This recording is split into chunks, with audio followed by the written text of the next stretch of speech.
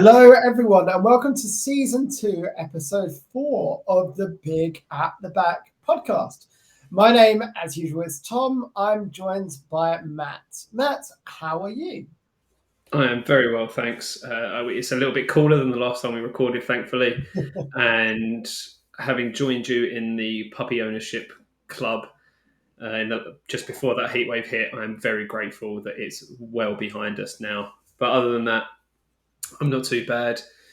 Cricket season is coming towards an end and football season is fast approaching. So I did tweet out earlier today, I felt like it feels weird that the season's 10 days away. I feel like I'm not quite prepared for it, but we'll get there. How are you? Yeah, so I don't play football or cricket because my back is basically a broken, shriveled mess of spinal cords. But cords plural, by the way. But I am doing a lot of running, so I'm very, very grateful for the cool weather. I've got a half marathon coming up in a few weeks, training up for the Brighton Marathon next year. So very grateful for the cooler weather, but the fact that I'm actually running again means I'm absolutely exhausted today. So I might not be as much of a sweaty mess, but I'm certainly just as tired. Before we get into anything football, just to remind you all that as FPL is approaching, we have got a Big at the Back league. So the code to join the league is Oscar Whiskey Yankee Golf Hotel Alpha. Come and get involved. We'd love to get everything started with you guys and see how you will do over the season. Yeah, come and get involved. Everyone finish above Tom. That's all that matters. I'm sure I will, as usual. Some things never change. But yeah, I'll put the link to that league in the description of the video as well on YouTube. So come get involved. It'll be a good laugh. Yeah, we want to see as many of you as possible in that league. We've already got a decent enough number, but obviously having more is always going to be better. Now, we've got a very exciting episode for you today because not only are we doing our secret predictions, and we'll get more onto that in part 2, but we're actually creating the Big at the Back podcast team for FPL. Now, Matt, why don't you inform our listeners what this actually entails? Yeah, so we thought we'd have a joint podcast team for this year. So we're going to pick it live on this podcast. If you're listening, you're not going to get the full effect, but if you're watching on YouTube, you'll see us picking the team live. And we're going to take it in turns. So one of us will take the first pick, and then the second person will take the second pick, so on until we've got a squad of 15 players, hopefully with enough money to get through it at the end. I'll try not to make too many stupid picks just to wind Tom up. But I can't promise anything. This team is going to be competitive with both of us as well. That's the idea. I mean, the theory behind it is where Matt goes wrong, I go right, and where I go right, Matt goes wrong. So surely both of us together, it should be something wonderful. Realistically, it's probably going to be the exact opposite, but it's going to be a lot of fun setting it up. I'm sure it'll be terrible. Unquestionably. So before we start, Matt, I hope you're thinking along the same lines as me, because we'd be rude not to go big at the back. I mean, I'm sure everyone would be very disappointed if we didn't go big at the back. Good. I'm glad we're in agreement, and that's how we're going to structure this team, because as we know, that is the best way of playing FPL. So why don't we dive straight into it? Let's get going. So I thought we'd flip a coin to see who gets the first pick. Okay, so I'm going to go ahead. You want heads, and it is a tails. Ooh, look at that beautiful tails. This is pressure now, though, isn't it? Like, where do I start? Do I start at the back? I mean, that would make sense, wouldn't it? Are we doing just goalkeepers, then defenders, then midfielders, then forwards? Do whatever you want. Take it as I'm putting Trent in. Okay, interesting. Trent Alexander-Arnold, the first player for the Big at the Back.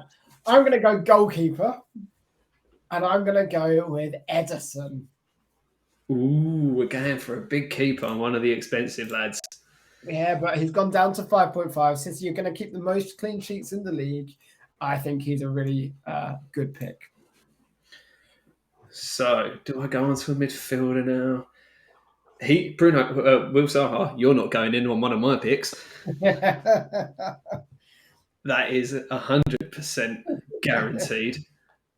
I'm going to go with a forward to start with, and one that we've both sort of toyed with. I think you may even have him in your team at the moment. That's Callum Wilson, with a good start to the season. So with their fixtures, I think he is going to be a good shout early on in the season. I love it. Yeah, he's in my team at the moment, so I really, really rate him. I think he's ended this last season really well, and he's going to have a great start this year. I'm going to continue being big at the back, and I'm going to go in defence. Andrew Robertson as We are. our second Liverpool player already. And the reason is Trent and Robbo are in my personal team. I think they are going to get the most points out of any defenders. They're going to be the two top scoring defenders this year. It just makes sense to have both Trent and Robbo in a big at the back team. I completely agree. Yeah, he would have been in for me as well. So it makes sense. I agree with you, thinking going to be the two top scoring defenders probably. I mean, Cancelo's arguably the only one that's going to run them close. Obviously, he finished second last year, but I feel like overall, especially at the end of the season with Robertson, if he carries that form into the new season, he has got a fantastic chance. I feel like we need to get a midfielder in here, and I think I'm going to try and go for a fairly cheap midfielder. But who do I go with? That is the question. It is very difficult. I'm of the opinion with midfielders that there's no one particularly good under 6 million. Yeah, I'm very much of a similar opinion.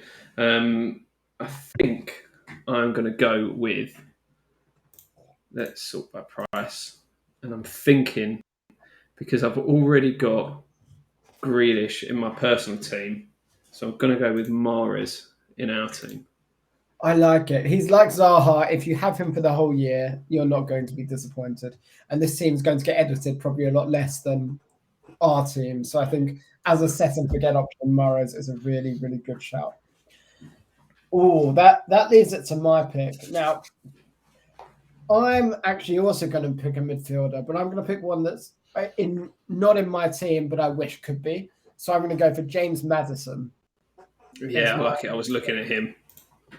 He's just such a good player. He's still very much may get into my side, being brutally honest. I could actually swap KDB and Jesus or Wilson for Madison and Kane or Haaland. So that's still a distinct possibility. I love Madison. I think he's a top class player.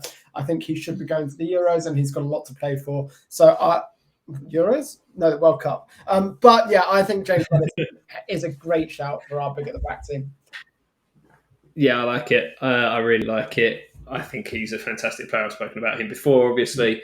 But now back to me, and I'm going to stick on with the midfielders and someone that's been having quite a good time in pre-season, Marcus Rashford at 6.5. I feel like could be a real bargain this season. Agreed. In my personal team, I've got Jadon Sancho. I think he's a bit better. But Same. I think Rashford's a really, really good option. And at 6.5, the extra million can take you a long way. Ooh, what do we do then? Because we haven't actually got any premium forwards or midfielders here. So I want to go a little bit different. And I want to stick on the Manchester United theme and go Bruno Fernandes. Ooh, it's big. That Ronaldo is likely to move. So Bruno Fernandes, without Ronaldo there, at 10 million, could be an absolute steal. Do you remember he was the top scorer? He's the only person in the last 5 years to outscore Salah over a season in FPL. So I think Bruno Fernandes, if Ronaldo goes under Ten Hag, could be a really, really exciting option. And he'll be back on penalties as well. Oh, yeah. I think on the basis that if Ronaldo does go, I think he's an absolute steal, potentially at 10 million, having come down from his price last season, obviously on the back of a disappointing season. So I like it. I think it's an interesting one. It's one of those that could go either way, really. It could prove to be a stroke of genius, or it could prove to be absolutely useless. But it'll be interesting either way. Definitely. Now, I'm going to go for a forward here. part of me is very tempted to put Nacho in it, but I feel like if anyone's going to put him in, it's got to be you.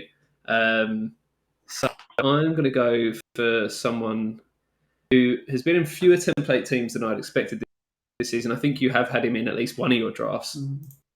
It's Alexander Mitrovic. I have. He's not currently sitting in at the moment. I upgraded him to Wilson, but I really like Mitrovic. I think, as I said, it's a different Fulham. I'm warming to the idea of Mitrovic this season. And at the start of the summer, I wasn't at all. But yeah, it's someone I think could be quite strong in that position. So we've got 34.5 million left, and we've got 3 defender slots. 33.5. 3.5. We've got 3 defender slots, 1 midfield, 1 forward, and 1 substitute goalkeeper. So I want to fill one of the defender slots, and I want to go with Aymeric Laporte. I think Ruben Diaz. I think I think of the two, Laporte carries a bit more goal threat, but Diaz can probably get a few more bonus points because of the way he defends, and he tends to just be on the end of everything. He was out with injuries a lot last year, but if we're looking, it's very tough when you're comparing the goal threat versus the bonus points. I think Diaz just about edges it for me of the two. Yeah, that's fair enough. I think it's a bit of a coin flip, really, isn't it? Yeah. So I think you can't really go wrong with either of them at the same price. It's a bit like the Trent v Robertson debate. I feel like one week you're going to come down on one side, one week you're going to come down on the other. So there's no right or wrong answer for me. I'm going to stick with the defence. I'm going to fill in an ex-City defender, and that's Alexander Zinchenko after his move to Arsenal at 5 million. I think he's going to be straight into that starting 11. They wouldn't have paid that much money for him if he wasn't. So I think he goes in there for me. What's interesting about Zinchenko is he'll probably be played in a midfield position as well, like he does for Ukraine. Yeah. Tierney there at left back, unless Tierney gets injured, which, let's be honest, he spends most of his life injured. But if Tierney's fit, then Zinchenko could easily slot into a midfield slot, which makes him a lot more appealing from the back. Now we've got 22.5 left. However, I can't not have this player in there, and that's in defence. Our final defence slot, Luca Digne, has to be after his trolling last season. Digne, we love you. We want to give you another chance. We're putting you in the big at the back team.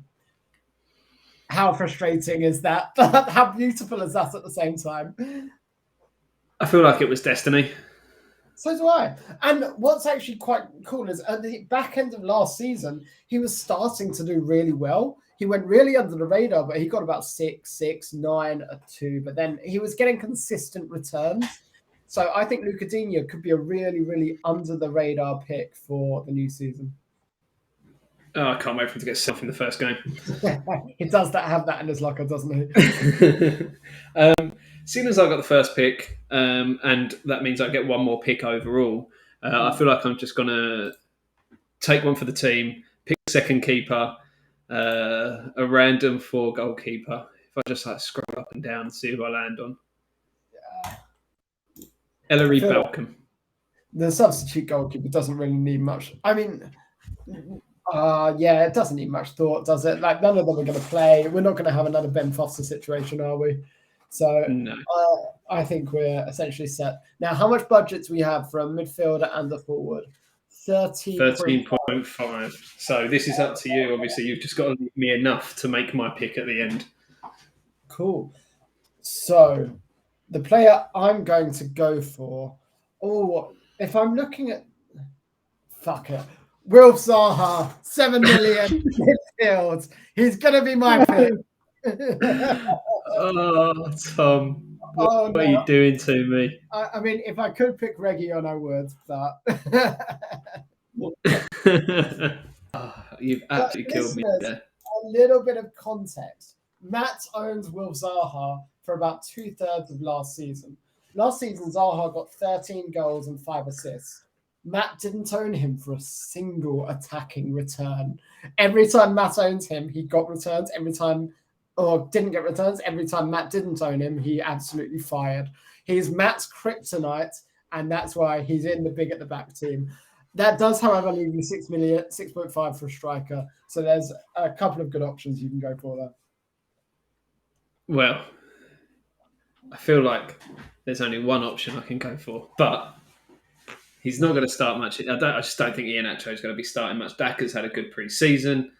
Vardy obviously is the main man if he's fit and firing. So that's a little bit of a tricky one.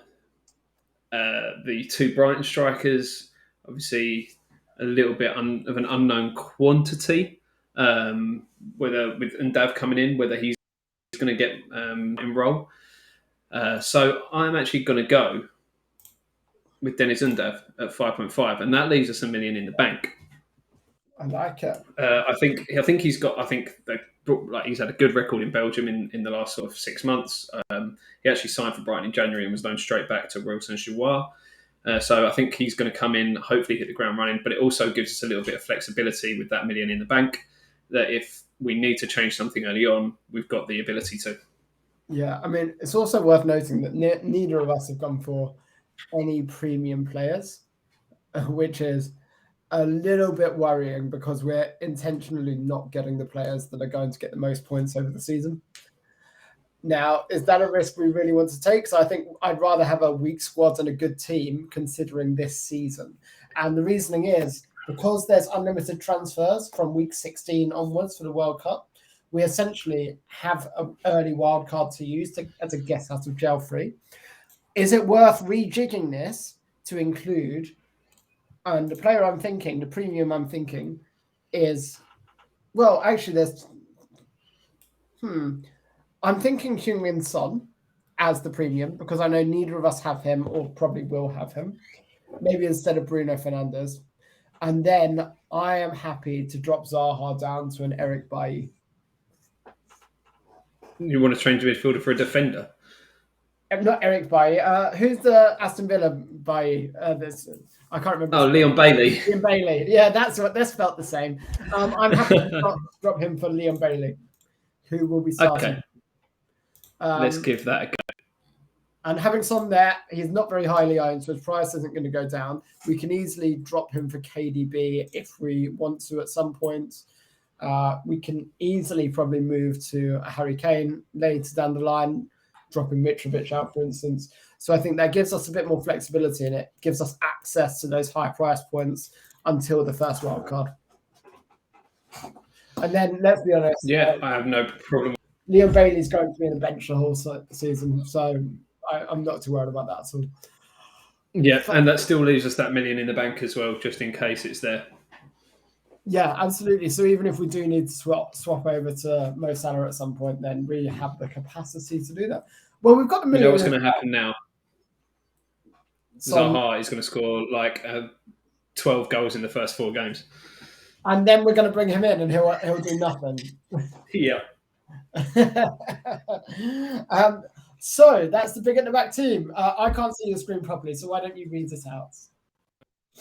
Okay, so our overall squad is Edison is in goal with Balcom as the sub-keeper. Defenders are Trent Alexander-Arnold, Andrew Robertson, Ruben Diaz, Alexander Zinchenko and Luka Dean. Midfielders, Riyad Mahrez, James Madison, Marcus Rashford, Heung-min Son and Leon Bailey. And then a front three of Wilson, Mitrovic and Undav. So that, and the team name is obviously big at the back. Who's your favourite club, Tom? West Ham. Favourite club? No, for God's sake. Should have picked some ridiculous club that's going to go down, like, you know, Everton. So that's our first 11. I think looking at the side, Digne needs to be starting against Bournemouth. That's a goal first. Okay. I think he's got to come in for Mitrovic. I don't think you can start Mitrovic versus Liverpool, right? No, definitely not. And that means we start with 5 at the back. Looking big at the back. Exactly. Wilson as our main striker. I like it. So our lineup for the first game week is going to be Edison in goal. At the back is going to be Trent, Robertson, Diaz, Zinchenko, Digne. Across the middle, Mahrez, Madison, Rashford, Son. And up front, Wilson. Who are we putting the captain's armband on? I think it's got to be either Heung-min Son, or if you want to feel fruity and go for one of the Liverpool fullbacks, I would not be against it. Considering we're trying to play this quite seriously, I mean, seriously in inverted commas, right? I think Heung-min Son is a really good bet, and he's not going to be very highly owned, so it could be a real... I mean, it's feast or famine because we'll be up against Salah captainers, but I think Heung-min Son is a really nice first week armband pick. And we'll put the vice on... Trent. Yeah, I think that's always a good shout, isn't it? You know he's going to play. Yeah, and importantly, Stephen was ranting about how he doesn't like Trent the other day, so yeah, I think we need to give him some recognition because if Stephen doesn't like him, he's obviously a very good player. Exactly. Right, so there we have it. We have the first 11, the first ever Big at the Back 11 locked in for week 1. I will say now, obviously, if there is any major injuries or anything like that, we will change it prior to the deadline next week. And if we really feel like it, we might even do some changes anyway, because it's our team. We can do what we want. Yeah, we don't care about your opinions, but we'd also love to hear them. So feel free to jump in this league and compete with the Big at the Back team. Let's see if you guys can all do better. What we're going to do now as a second part to this podcast is actually do some secret predictions. Now, the way this is going to work is Matt and I are both going to get a bit of paper, tear it off, and write down our predictions for the season. So over several categories. Then we'll swap envelopes at when we next see each other, which is probably in a few weeks or something. Hopefully never. Hopefully never, but we're drinking on the first game of the season, which is next week, Friday. So, hopefully you die in a car crash or something between now and then. Wow. I am tired. Extreme. But we will write down our predictions, we'll swap, and then we'll read out each other's predictions in the last podcast of this coming season. So if you want to write down your predictions, play along. If you want to share your predictions, play along, because we would love to compare everyone else's, and we'll keep a record of other people and their predictions as well if they're sent to us. So number 1, the first prediction we have to make, Premier League champion. So write down who you think is going to be the Premier League champion or the new season. Everton. Everton is going to be my pick as well. Next, number 2, write down your top 4. So it can be, and it's got to be in order as well. So you can't just go, I don't know, Spurs, Arsenal, Fulham and Brighton. It's got to Mainly because if you did that, you would be on crack. Yeah, there's no way Arsenal are going top 4. But ideally, it's going to be top 4 in order. So I am going to put... It's a tough one, that. Yeah, it is. It's just, do I put Newcastle 3rd or 4th? Where should I place Fulham? It's difficult because Chelsea have looked so bad in pre-season, but they have been known to turn it on when the season actually starts. But their squad is looking very, very frail at the moment. So it's almost the Chelsea factor is the big problem. Then Arsenal have strengthened, Spurs have strengthened, United have... Well, I don't know if they're strengthened or not, but I think it's a very, very tough one to call. I think Chelsea, they're a strange one, aren't they? I mean, losing 4-0 to Arsenal in pre-season, it really is a tough one. I think it could be... I think the top 2 are locked in for probably most people. And then I think there's probably one other that most people fancy this season, but that 4th spot really is up for grabs. Yeah, totally agree. And it's just very, very hard to call this season in terms of top 4. Why don't we look then at something a little more interesting, and that's the remaining European spots. So that's from 5th through to 7th, I believe. So Correct. Excellent. So write down the Europe spots Ooh. in order as well. Which one do I put West Ham in? 5th? There's the tumbleweed because I put them as champions. It's difficult. Well, now that our star signing centre half is apparently going to be out until the World Cup, that's What? he got injured in the friendly against Rangers and has had ankle surgery. Oh no, goodness me. But it does look like we're making a signing probably tonight. It's going to be announced, judging by West Ham's Twitter feed. Gianluca Scamacca from Sassuolo, striker, 16 goals in Serie A last season. So we'll see how that goes. Yeah, I mean, scoring in Serie A means you're very good in the Premier League, right, Lukaku? Exactly. Banker. Awesome. Now we get on to the fun, and this is where we can start including Manchester United because we're talking about relegation. So, put down the 3 teams you think are going to be relegated for this year. And this is very tough. There's teams I can see getting sucked into it. Yeah, I mean, if you look at teams like, obviously, your instinct is to go for the 3 teams that came up. They're the teams you're going to look at first. But I mean, like those signings that Forest have made, they've made a lot of signings, but have they gone too far with like the Fulham model of sign a whole new squad a few years ago and none of them work together? So it really is difficult. Completely. And yeah, everyone would have put Brentford last season, but then look what they did in the Premier League. So it's very, very tough. I'm going to be bold with this. And I may look like an idiot. Well, you normally do, so some things never change. Excellent. Well done, mate. Are you proud of yourself? What a sad little life you live. What a sad little life, Jane. Could I be ready? No, I'm not going to be that bold. Okay. Fantastic. Now, let's talk players. Top goal scorer. Me. This is a tricky one this year. Yeah.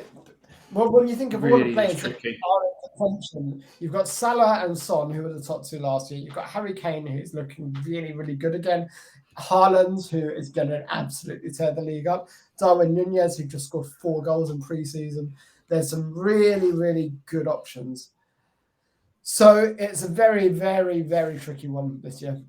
Callum Wilson. Exactly. I think I'm going to go with him. Yeah. But I've written it down now, so it's locked in. It's locked in. Next, number 6. Top FPL points scorer. Ooh. And this is where it gets really, really tricky because do you go for Trent, Robertson, Cancelo, Reece James, or Chilwell? Who's to say? I'll tell you who you go for. Fred. Fred, one of United's best assets last season, I'll have you know.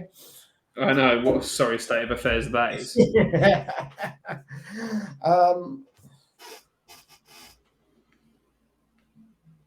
The thing is, Salah has been the top scorer for the last 4 out of the last 5 seasons.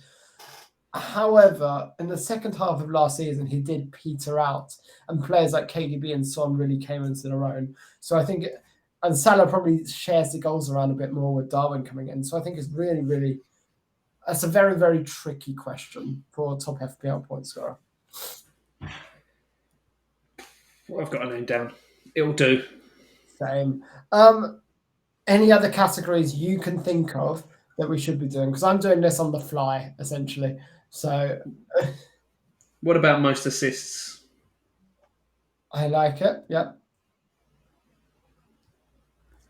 See, that's another tricky one. Obviously, you've got the fullbacks, mainly the Liverpool fullbacks. You've got KDB and all of those sorts of creative players. You've got Bruno, if he's potentially going to be coming back into a more focal point this year without Ronaldo up front. Yeah, I find it quite a difficult one to really nail down. I mean, did you know that last season, 12.5% of Liverpool's shots in the league were assisted by Trent Alexander-Arnold, which is I did not. It's ridiculous for a fullback considering how many shots Liverpool take.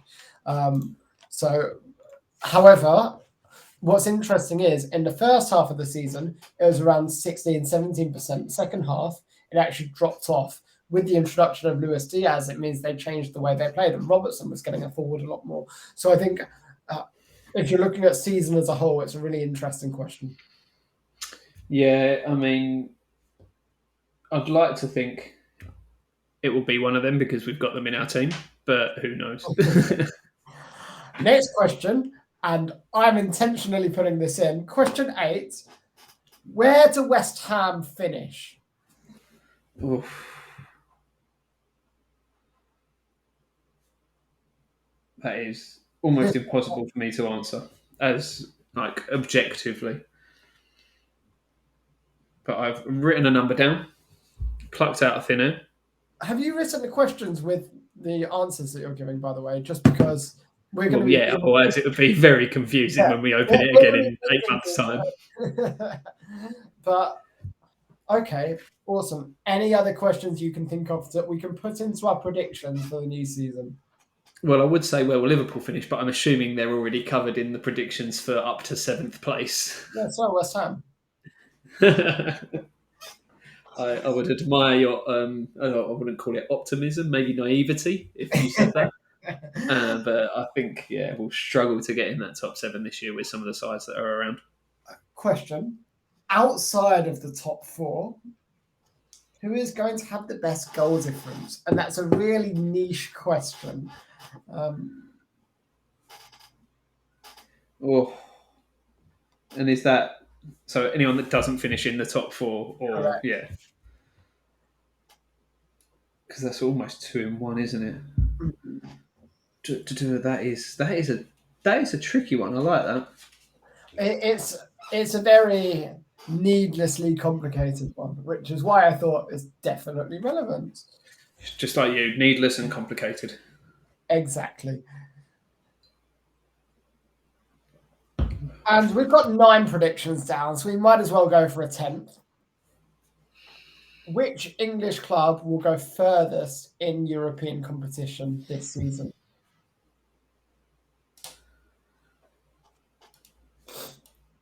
I mean, there's only one correct answer here. Manchester United. Correct. Done. I'm not done on that last one. That's a very tricky one because how do you spell United? I have my predictions. They are being folded. Awesome. They aren't going into an envelope yet because I need to go to a different desk to get an envelope.